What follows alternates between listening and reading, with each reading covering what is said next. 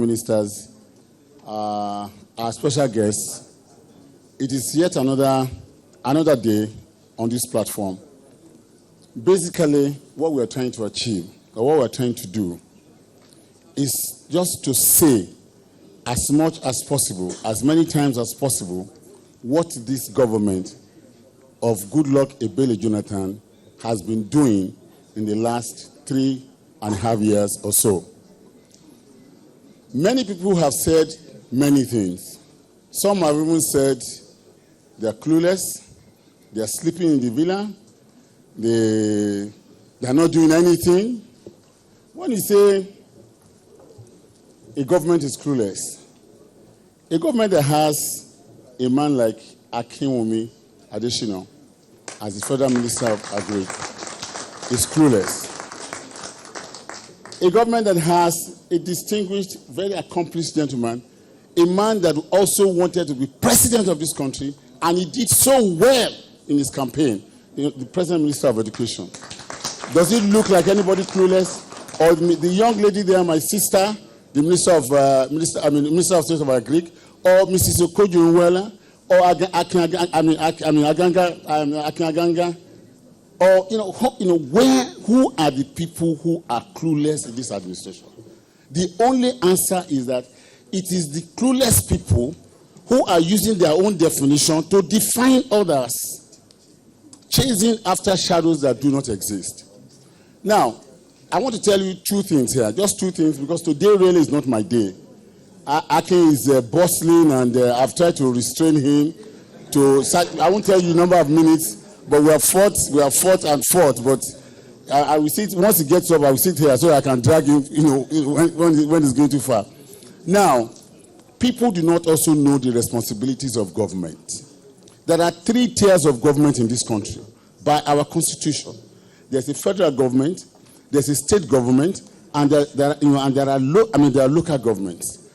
The federal government only takes 48.5% of the total budget, the total revenue of the country. 48.5%.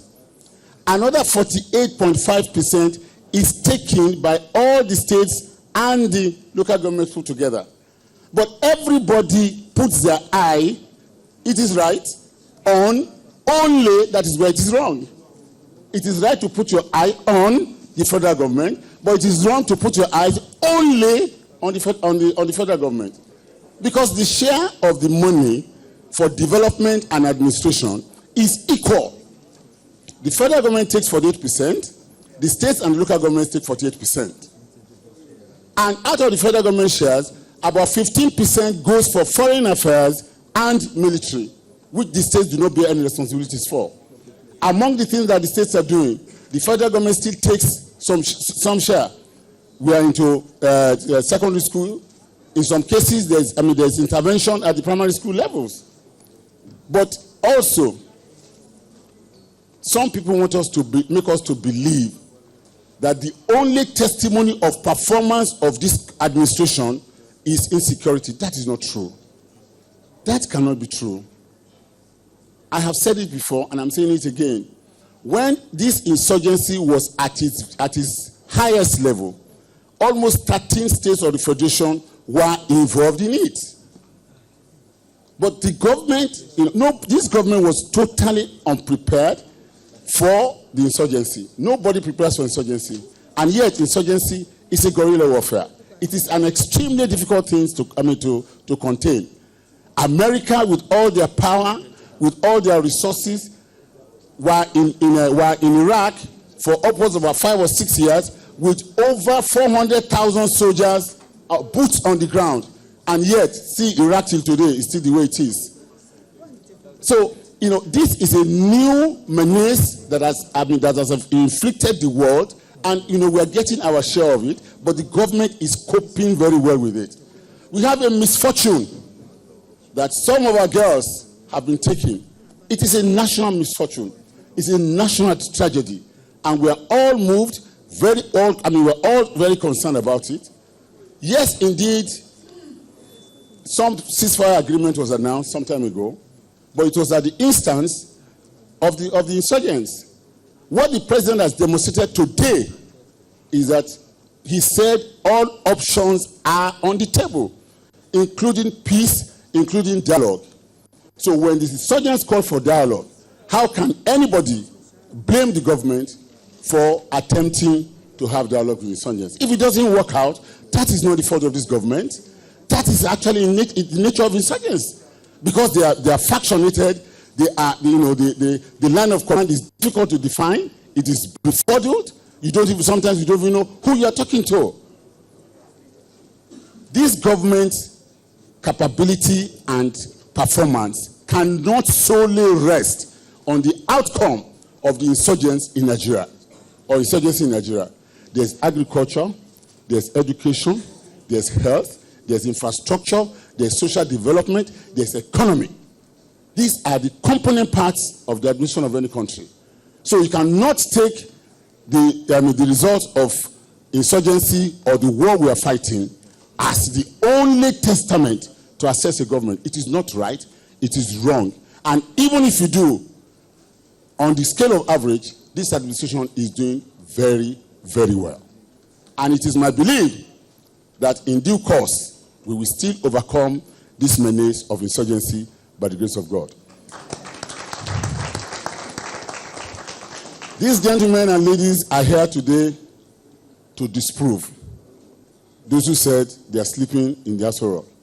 When you have over 40 very intelligent Nigerians, some of the best that we have, meet every week, work every day, 24/7, on the affairs of a nation, and you yet say you cannot see anything, there's a problem. You may have to see some eye specialists. Because even if you cannot see, can't you hear? There's a lot that is happening. We were here when a very amiable lady, our Minister for Water Resources, totally, completely overwhelmed us here. She came here with a testament, a Bible kind of thing, of just achievements, no photographs, just list of work done.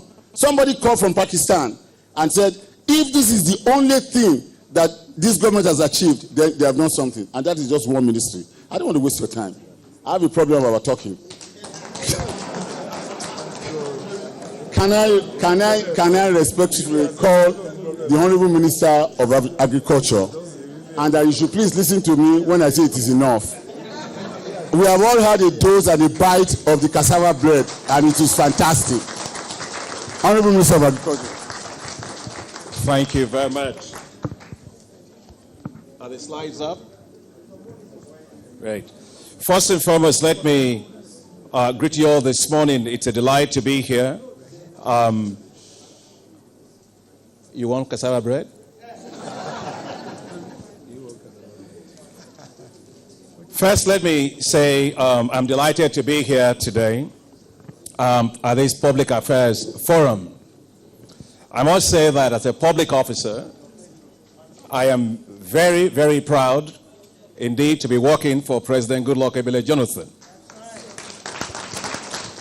I have worked close to 30 years of my life globally, lived and worked in close to over 15 countries. I've worked with presidents, I've worked with prime ministers in different countries. I must say that he's the best boss that I have ever had. I didn't know him, as he normally would tell you.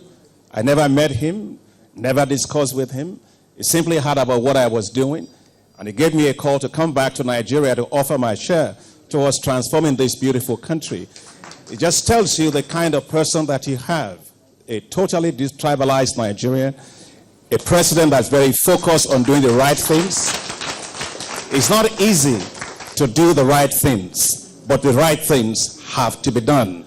And I must say before I start that everything I'm going to be telling you about this morning will not have happened except for the tremendous amount of support, outstanding leadership, vision and commitment, and actually the cover. Sometimes to do reforms is not easy. But when you have a president that backs you up, who tells you your enemy is just left, but you can go ahead, that's the kind of president you need. Thank you, Dr. Okupe, for what you're doing. I think tremendously. I'm not surprised you're talking too much because you are in charge of public affairs, and you got to do that. And I think you're doing a great job. Please give it up to him. He's doing a great job for us.